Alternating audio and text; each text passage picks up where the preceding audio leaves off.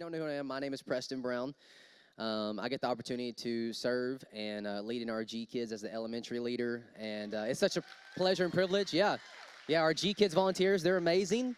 They are the MVPs every week. What a blessing it is that you guys can be in here enjoying the message and not have to worry about what your child is doing right now. Like, that's a real blessing. And so I'm grateful that I get to lead an awesome team and serve in our kids ministry. It's a huge privilege of mine. And it's likely if your kid is in elementary, they might know who Mr. Preston is. So anyway, today's topic, we're gonna kind of. So okay, here we go. Today's topic is a mature one. Okay, it's very personal to me. If I get emotional or passionate, that is why. But today's topic is a topic that needs to be discussed. And today's message is to raise awareness and open up our eyes to the reality of our world. Here's two things I want to give you, some suggestions, okay? If you have the GC app, like Pastor Brian said, if you have the GC app, you can open up that app, and if you go to the message part, it will actually have my notes to my message. Here's the deal. Even in first experience, I trimmed my message last night, and I still went over a little bit. So don't worry, I'm not going to keep you all day. I know you guys want to get the Mexican. Me too. Hallelujah. Come on. But we're going to be moving at a fast pace. So if there's something that you don't get to write down and, or finish writing down, you guys can always revert back to the GC app. And I will try to speak slowly and catch my breath. So I'm really excited about today. So I just want to review a little bit for the goal of Proverbs. We've been in the book of Proverbs this is the 5th week. And there are two pathways in life. Number one, wisdom that leads to life. And number two, foolishness that leads to death. So one, wisdom that leads to life, foolishness that leads to death. And I believe even today after this message, if this message resonates with you, you will have to pick one of these two paths. And my heart for this church, for Second Experience and all this week is that the Lord has been softening your hearts so that way you guys may even start the path to your freedom today. Which is what I'm really excited about. I have some personal goals for me as a communicator, but also I want to communicate with you guys. So number one, I'm not a perfect man preaching to a congregation on something that I have not dealt with. This is very personal to me, like I've already mentioned. And so this message is also not a condemning message. I just want to have a conversation with you today. And I want you guys to see my life and how God has given me so much grace and mercy in my own life. And I want to share that with you guys. Because just like what I said in first experience, the subject we're talking about, you guys, it's right on, dead on, bullseye. And let me just tell you, life is better without it. Okay? So, and then lastly, everyone has a story to tell, right? Everyone has a past. And a lot of times what I've noticed is that we will hang on to things, maybe even hang on to our sin, because we want to point blame and point fingers at other people. Like someone tries to open up to you, or someone tries to get you to open up to them, and you're like, no, I'm not doing that because of how they handled it or what happened when I was a child. Whatever it may be, here's my challenge. Today, we must move forward. That's my challenge. So my challenge is no matter what your past looks like, the challenge is to move forward today. One of my favorite quotes from Martin Luther King Jr. is this right here. It says, if you can't fly, then run. If you can't run, then walk. If you can't walk, then crawl. But whatever you do, you have to keep moving forward. Have to. I don't want you guys to not move forward because you blame and you point fingers on how your life and maybe how you grew up or whatever it may be. Even me, I have my own story. Today is a full circle moment for me, and I'm super excited for us to dive in today. So here's our goal for today's message. So that was the goal as me as the communicator. Goals for today's message. We'll go over the problem. The problem is to explore the reality of our world today. The reality of our world, there's a problem, and we're going to talk about it. Number two is promise. We're going to be talking about the promise, and we're going to be talking about how biblical sex is a good thing and how important that is. Number three, we're going to be talking about pain, the effects and chains of pornography. And number four, the pathway, which I can't wait to share with you about, the path forward to freedom. Again, we talked about the goal in Proverbs, right? 3 and 4. The path to foolishness leads to death, wisdom leads to life. Those two pathways are just like the 3 and 4 here. After today's message, you will choose a pathway to freedom, or you will ultimately choose the pathway of pain. And that's the reality. My heart is I hope you choose the pathway to freedom. Here we go. Y'all ready? We're going to come up for air a little bit, all right? So disclaimer, I have the best mom and dad in the world. I love my mom and dad with all my heart. I was basically raised in church and all the good things. I had everything a son could ever want. And I want you to know this story that I'm about to tell, although it is funny, really it's my fault on how I took it, because it's not necessarily my parents' faults for how or what they did, but it's what I was already exposed to at a young age. So here we are, 6th grade year rolls around, and maybe you already know where I'm going with this. My parents, actually, let me back up. Before we even get to this, it's very important that you guys know 2 things. My parents always told me they didn't have 2 things in life, sex and money. It was a big surprise when I found out they had both, okay? So, yeah, that's where we start. 6th grade, my parents thought it'd be a great idea to tell me the birds and the bees. Come on now, y'all know what I'm talking about. The awkward conversation, and you can probably guess the awkwardest thing, but 10 times worse, okay?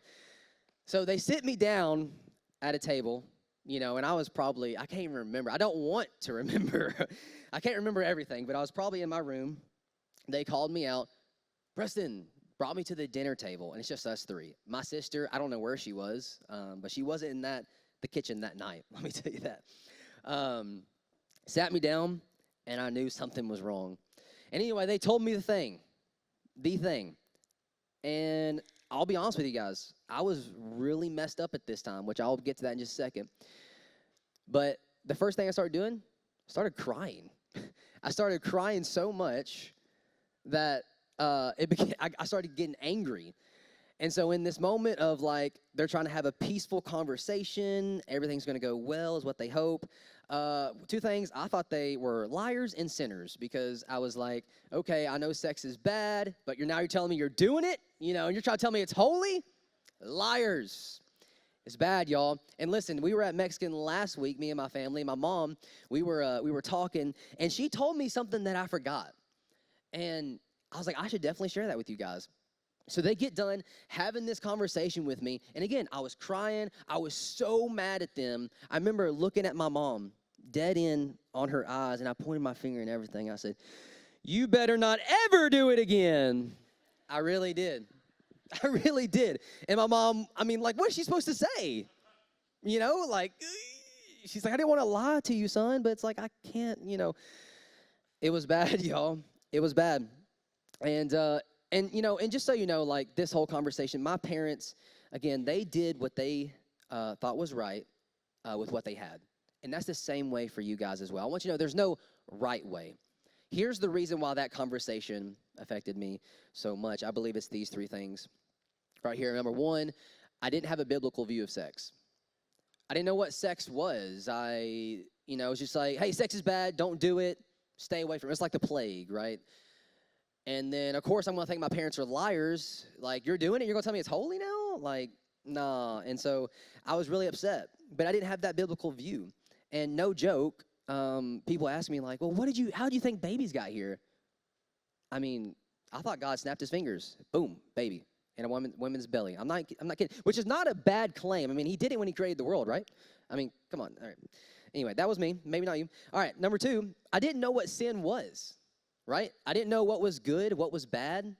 I didn't know there was a good part of sex and how God ordained it and commanded it. Right? All I knew is that, it's bad. Number 3, deep down, I felt like a failure, and it broke my heart that I thought my parents were failures too. My parents, my heroes, right? I was like, what? You guys are sinners? That's what I was thinking. When in reality, it's not. It wasn't like that at all. But as I look back today, and even as I was preparing for this message, the real root of my issue was that even at that age, I was already exposed to pornography. And even at that age, I was exploring what pornography was, and it just created more confusion and more pain. And so, therefore, it is my fault that I don't know how I got exposed, but I was exposed, and I just kept going deeper and deeper. And sooner than later, I realized that pornography was my master, and it affected me in several ways. And so that's why the title to my message today is The Path to Sexual Healing. The path to sexual healing. We're going to open up the Word, and now we're going to start to dissect the Word piece by piece and go through it together. Proverbs chapter 5, verse 1 through 8. And I do just want to make another disclaimer that it's so cool reading the Bible and seeing that, the book of Proverbs was estimated to be written around the 900s BC. They were dealing with this stuff way back then, and we are still dealing with it today. So this is not something new, but it has evolved, and it has gotten worse and more accessible, and that's what I want us to really open up our eyes to today, church. That's the goal. Proverbs chapter 5, verse 1. My son, pay attention to my wisdom. Listen carefully to my wise counsel. Then you will show discernment, and your lips will express what you've learned. For the lips of an immoral woman are as sweet as honey, and her mouth is smoother than oil. But in the end she is as bitter as poison and as dangerous as a double-edged sword. Her feet go down to death. Her steps lead straight to the grave, for she cares nothing about the path to life. She staggers down a crooked trail and doesn't realize it. So now, my sons, listen to me. Never stray to what I'm about to say.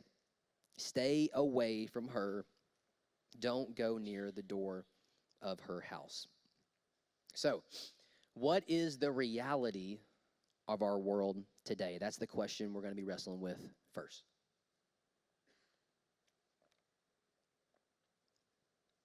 And so, the reality of our world today has a big problem. And so here is the problem. And you guys, I just want you guys to soak this in and watch how pornography has lasted through the test of time.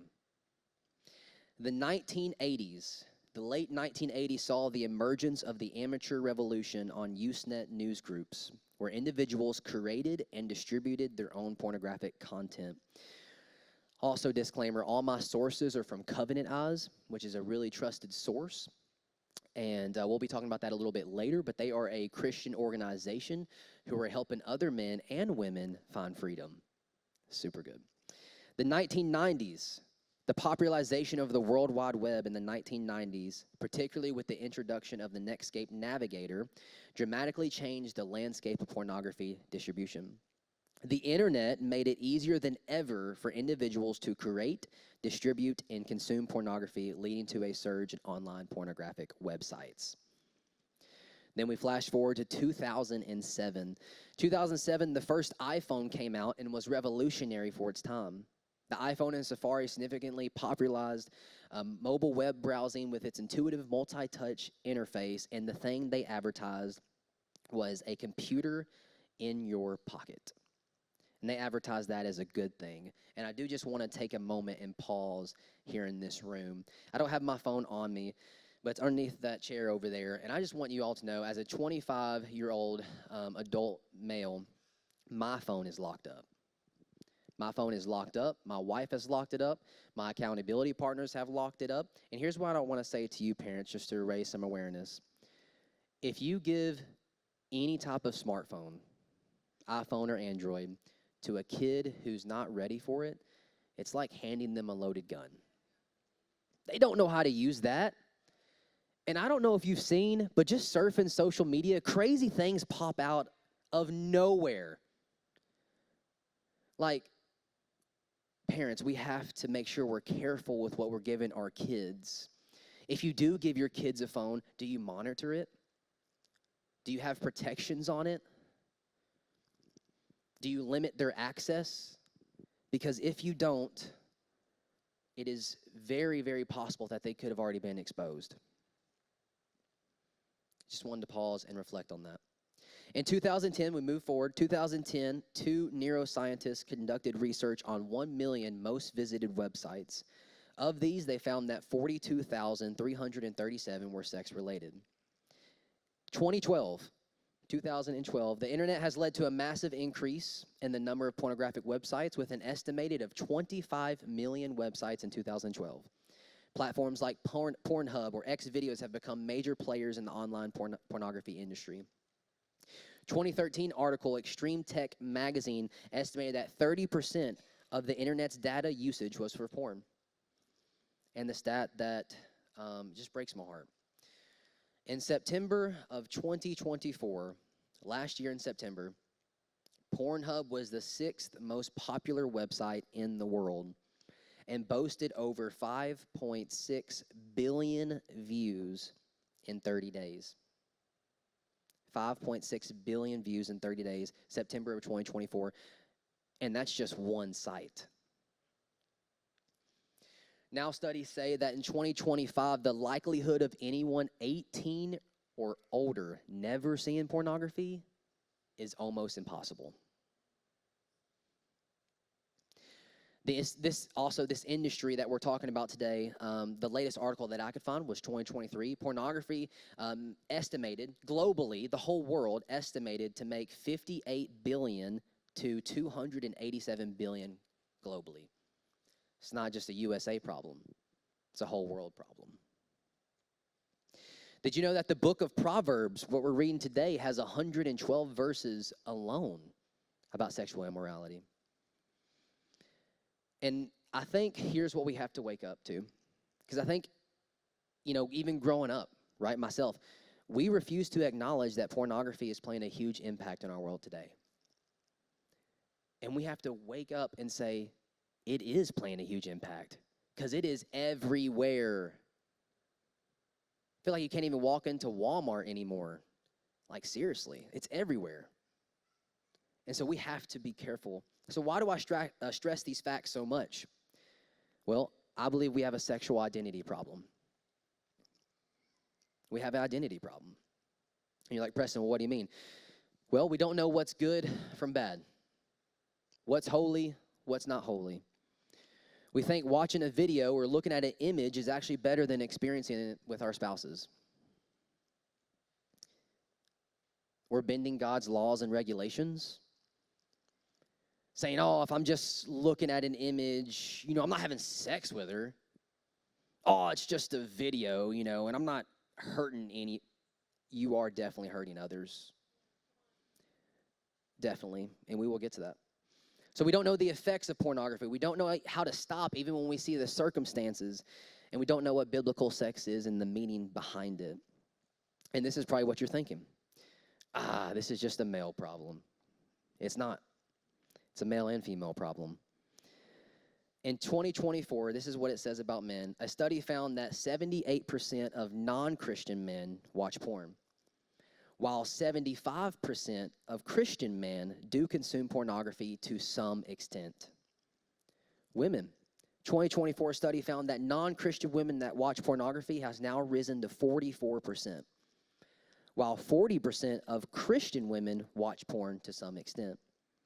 The idea that women don't struggle is not only wrong to say, but it's also humiliating for them, and the fact that they feel like they're the only ones dealing with it.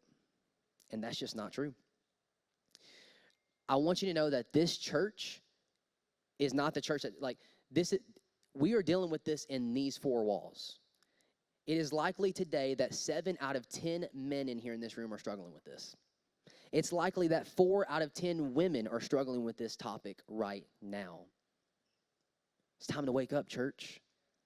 It's time to talk about it. It's time to talk about the hard things. I'll get up here and do it. I chose to talk about this. I'm crazy.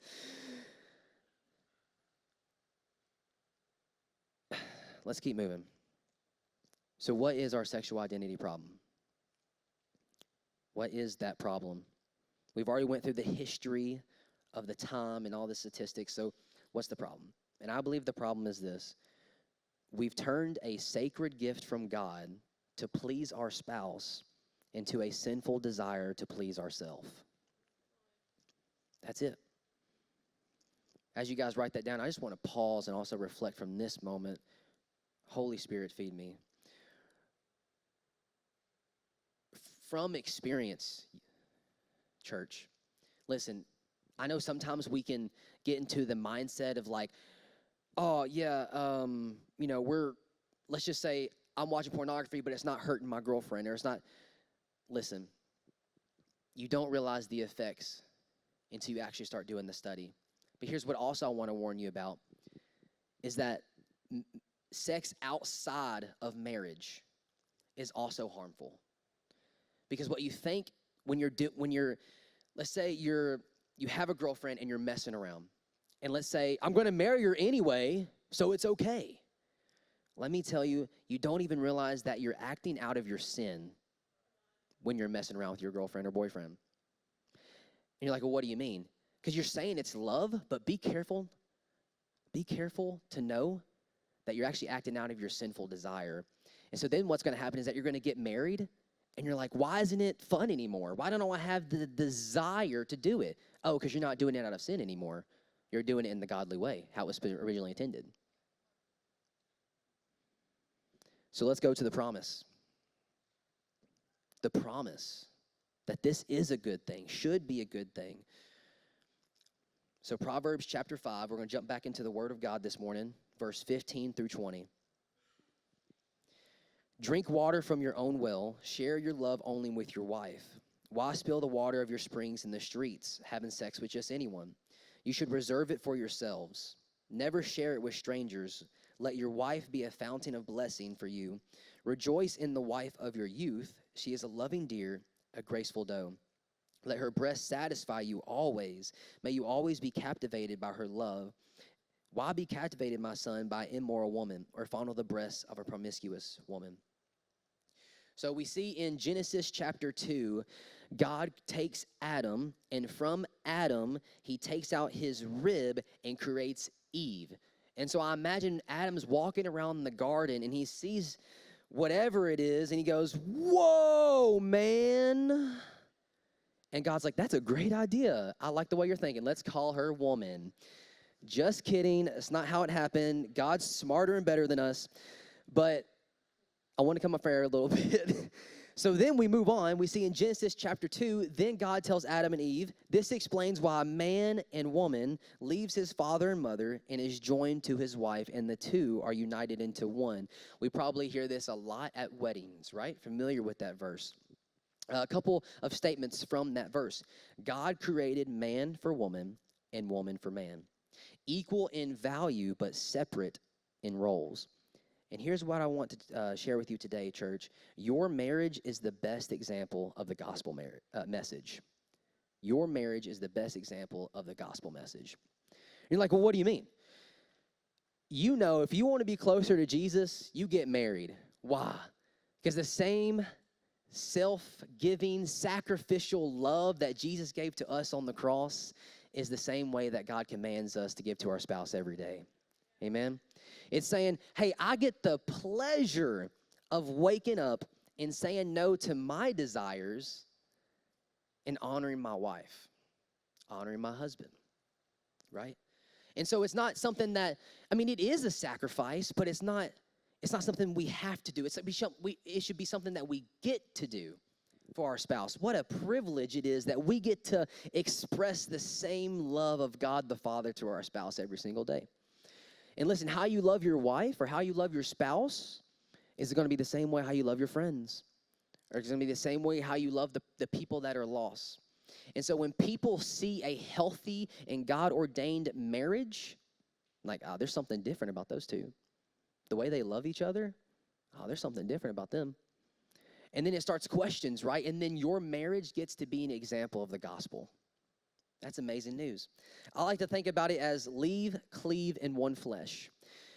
We leave our parents and our responsibilities there. We cleave to our wife, which is basically tightly gripped. It's just another word for tightly gripped, in one flesh. And I love that one flesh meaning. It means this: the one flesh phrase symbolizes a deep, unified relationship, deep, unified relationship that marriage creates, encompassing physical, emotional, and spiritual intimacy. And so I basically like to say it like this. It's like a bond, right? It's like a bond or a seal. And the greatest gift, I believe, that God gave to a marriage, his greatest gift is Jesus, amen. But the greatest gift he gave to a marriage was sex. How cool is that? You know, we don't even realize, if you guys really want to know more, go read the Old Testament. In the Old Testament, God's people, Israel, are so confused. They're having sex with just anybody. And God's like, no, you cannot do that. That's not what I ordained. And then he goes on and tells them the real and biblical way of what sex should be. One man, one woman, one marriage, one lifetime, right? And so it's this bond. It's just out of God's love, he gifted sex to marriage. Just because he loves us. He didn't just want to create two of us. I mean, look at the church today. Right? Not just Generation Church, but all the churches. Out of his love, he wanted more of us. What a gift. What a gift. And so we see that God, the creator of the universe, sealed marriage with his love for us by creating the sexual intimacy with our spouse only. With our spouse only. You want to talk about emotional, spiritual, and physical connection with your spouse? It's through sex. The holy ordained sex. It's through that intimacy that you have all three of those in line with your spouse. What a privilege. What a privilege.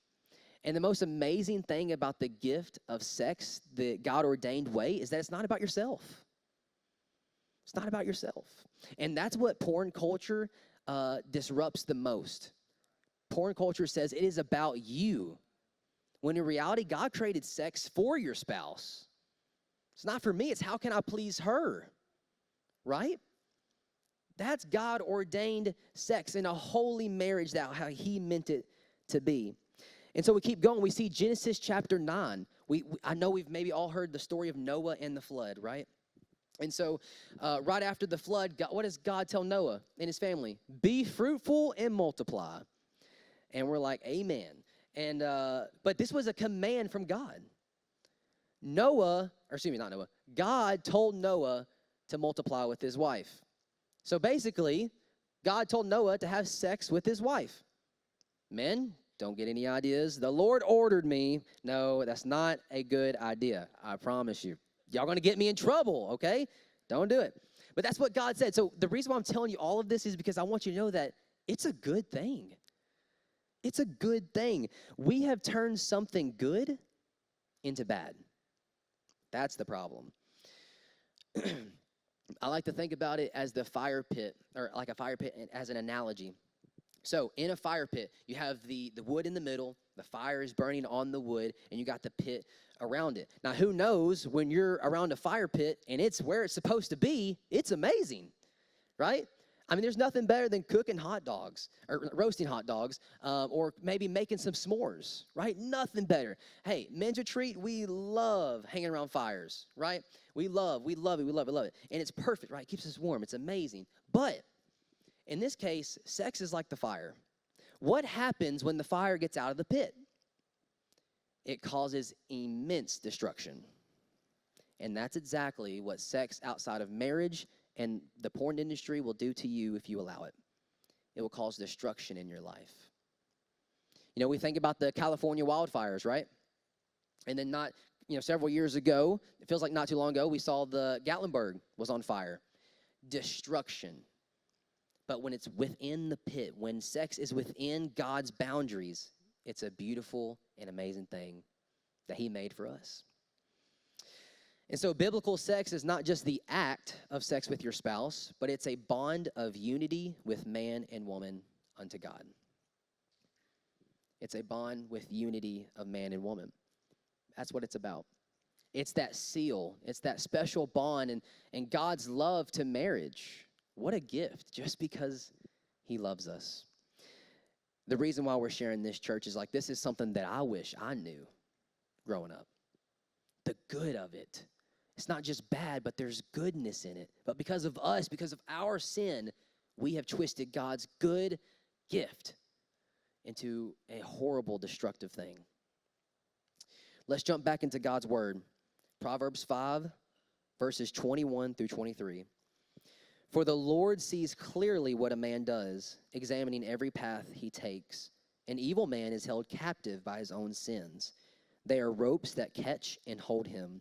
He will die for lack of self-control. He will be lost because of his great foolishness.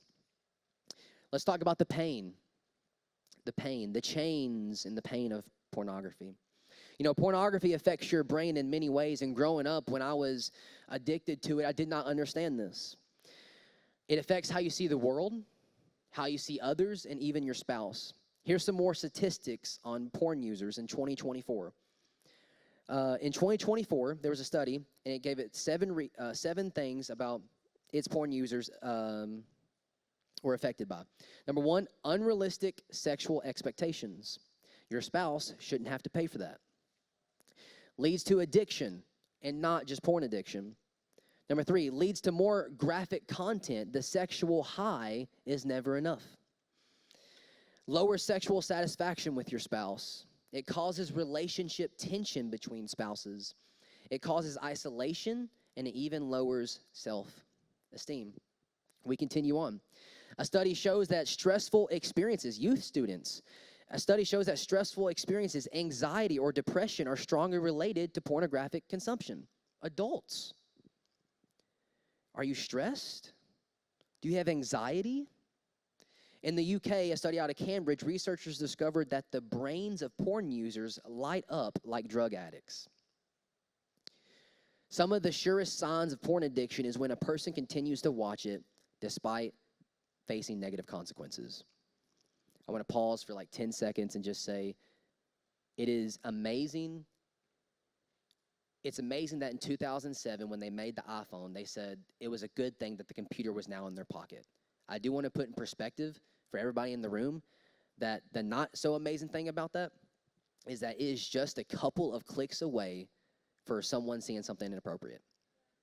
Like 2 or 3 clicks. It's crazy. And so one of the surest signs is that we still keep watching it while facing negative consequences. What we don't want to admit is that pornography 100% connects with sex trafficking. When we support pornography, we're supporting sex trafficking as well. And nobody really sets out to get addicted to porn. A lot of its users, especially Christian men or women, they will say, oh, I'm not addicted. I just watch it once a month. And here's my challenge. If you can't go 30 days without it, I would ask yourself, are you really not addicted? It actually distorts biblical truth as well. The gospel says, this is my body which is given to you. Luke chapter 22, verse 19. Porn culture says, this is her body taken by me. The gospel says, your life is hidden with Christ in God. Colossians 3:3.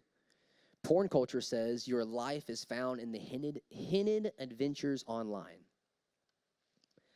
The gospel says, treat older women as cougars, younger women as sisters in all purity. 1 Timothy 5:2. Porn culture says, treat older women as cougars and younger women as barely illegal. We have a problem. Pornography presents human beings not as sons and daughters made in God's image, but as sexual items, something to be bought and sold. That's the reality we live in. And so lastly, the pathway, which I'm excited to share with you guys about. The pathway.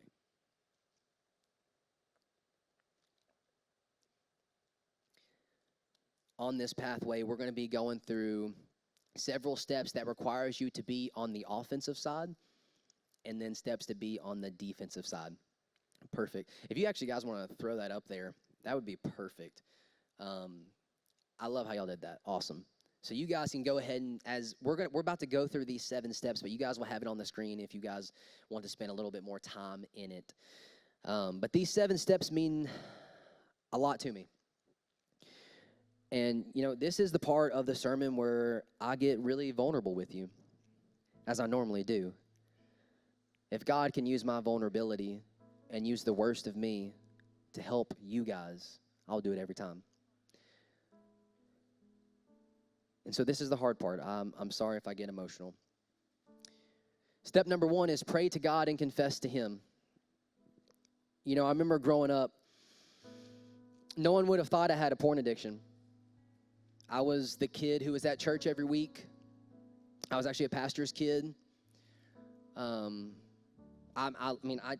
wasn't at church because I had to, but I just loved it. And so everybody knew that. Everybody knew I loved church. I loved serving. I was there every Wednesday, every Sunday. Nobody would have thought that Preston Brown was dealing with this. And although that's a great thing that people may see me in that image, it was actually a curse for myself because it put immense pressure on me to not want to confess to somebody. I remember the last time where I said, this has to end.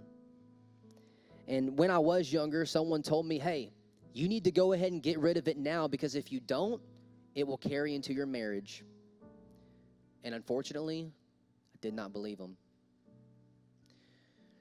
So here I am. I go throughout the rest of my high school life, and before I even get married, still something I struggle with. And I just kept telling myself the easiest way for me to do it is not to confess to somebody, but I'm going to get married and it's all going to go away. And again, I was wrong, and I'm ashamed to say that I carried something so horrible into my marriage. My wife should have not had to deal with that.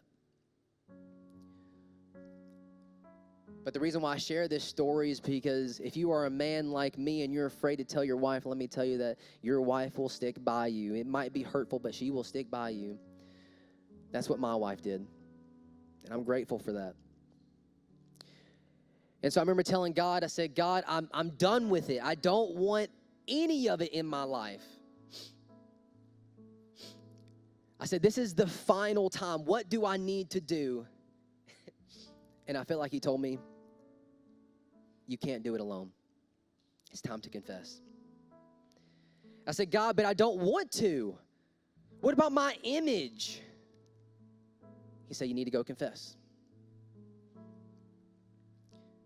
And when I finally said I'm going to confess was the moment when I said, pornography is not going to affect my wife. My wife was my motivator even when she didn't know it. Pornography is not going to affect my wife, and it's not going to affect my children. I'm done with it. Men, if you are married, I'm sure you've felt this way. Men who are not married, the worst thing that you might have to wrestle through if you are dealing with this is looking at your wife's face one day and saying, I struggle with pornography. You don't want to have to wrestle with that. You don't want to have to do that. Trust me. It's humiliating. What does that say to your wife? That she's not good enough. But she is. And so I told God, what I need to do? He said, confess. So the first one is confess. And I was like, God, tell me someone who I can trust, which is number 2. And I started praying and thinking, who can I trust? And one of my best friends came to my mind. Mr. Juan, if you can come to the front with me. My friend Juan Baltazar, we've been brothers for a long time. We came to GC like 7 years ago. We were one of the very first official interns. And, man, I remember our date and everything. It was great. It was a great date. It was fun. We went to Pizza and Pub, and we ate pizza. We had a great time. And I knew that whole night, I was like, there's going to be some point where I'm going to have to confess to him.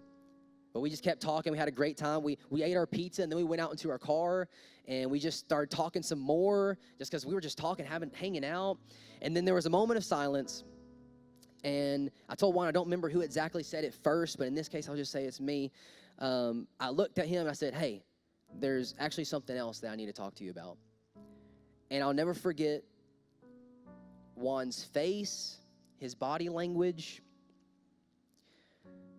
even his eyes. He looked at me. He said, I don't care what it is, but we're going to get through it. And then I confessed what I've been dealing with for the longest of time. The first time I've ever done that. I confessed to somebody. And Juan did not spare me, or he did not give me any judgment, but he spared me of all of it. And the most amazing thing, the God-ordained moment, is that after I just spilled everything, Juan looks at me, he's like, I've been meaning to talk to you about the same thing. And Juan gave me permission to share that. Thank you. And this is why I bring him up here, is because he represents freedom. And so do I. We've battled it. So what do? That night, we're still in his car. Why? I don't know why we chose your car. I think we were in your car. We were in his car. He said, I will use my gas. I said, thank you, Jesus. So we were in his car, AC and all, and we were handing each other's phones. Hey, take my phone. You take my phone. Lock it up. There's still stuff 7 years later today. Well, not 7 years, probably 5 years. This was a couple years after the internship. 5 years years later that he still has the codes on my phone that I cannot get into. And I still have the codes on his phone the stuff that he cannot get into. And so we were just right there. We're like, okay, we're going to do it. We're going to do it together. And we just started locking up our phones. And then I'll never forget, went there, and the last thing we do, we look at each other, and he's like, are you going to tell Caitlin? I was like, I didn't think about that. And I look back now, and I'm so grateful that you pushed me to do that. Like, this is the type of friend you need in your life, that he's going to push you to do the right things, even when it's hard. And because of Juan, he helped me find freedom. That's why he matters so much to me. And so we challenged both of us. Like, okay, we're going to tell our wives, we're just going to open up, and we're going to defeat this thing. So we started daily accountability.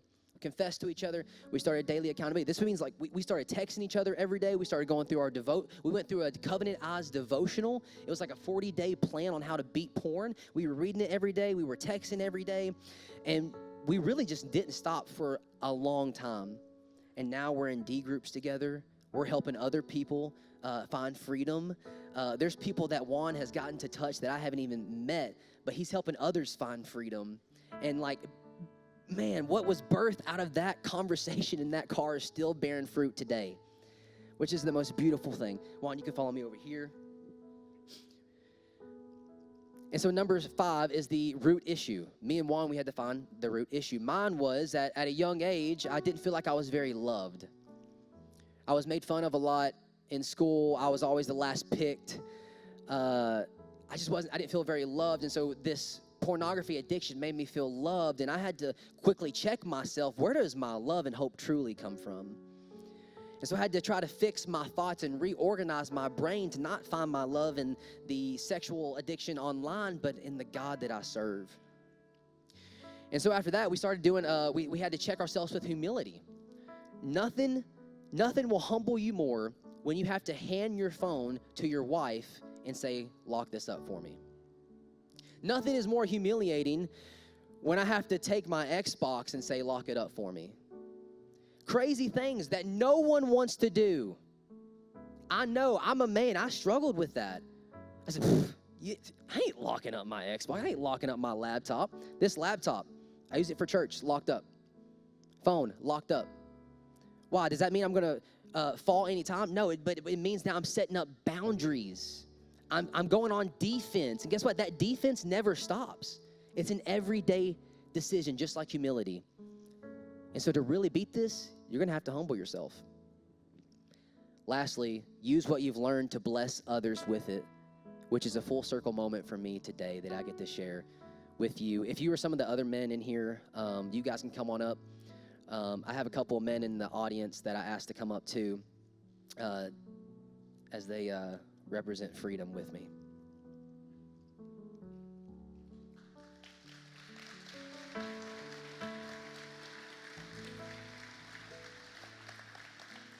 So what was birthed out of the car is still going. And listen, it doesn't stop here. Every one of these men has impacted somebody else in their own life that isn't up on this stage right now. And so years ago, it was birthed out of a conversation in a car that is still bearing fruit today because of our obedience to God. Say, God, I confess to you. In the book of James, it says you must confess before you are healed. And through my confession, through our confession, all of these young men are up here experiencing freedom today. And here's what I want you to understand, church. These are young men. Freedom is possible. Doesn't matter how young you are, how old you are, freedom is possible. And I offer you freedom today to start that today. Because this is a conversation, this is a topic that needs to happen today. And so as you stand with me, church. I have 3 small challenges as we get ready to dismiss and respond. Number 1, if you are struggling today with lust and pornography, come and pray. Trust me, if you wait, it's only going to get harder. Today, you can go start your path of freedom. Number 2, if you are someone's ally and you are helping them find sexual freedom, come and pray today. Bring your ally up here. Pray for them. And if neither of those things are you, come and pray for our next generation. Our kids ministry, kids that are in school, elementary school, they're finding this stuff at such a young age. It breaks my heart. Pray for them. Youth ministry, pray for them. A lot of us don't even realize that our kids, our youth are consuming pornography every single day. Pray for them. If you need to pray at your seat, I encourage you to do that. This is a topic that needs to be fought today.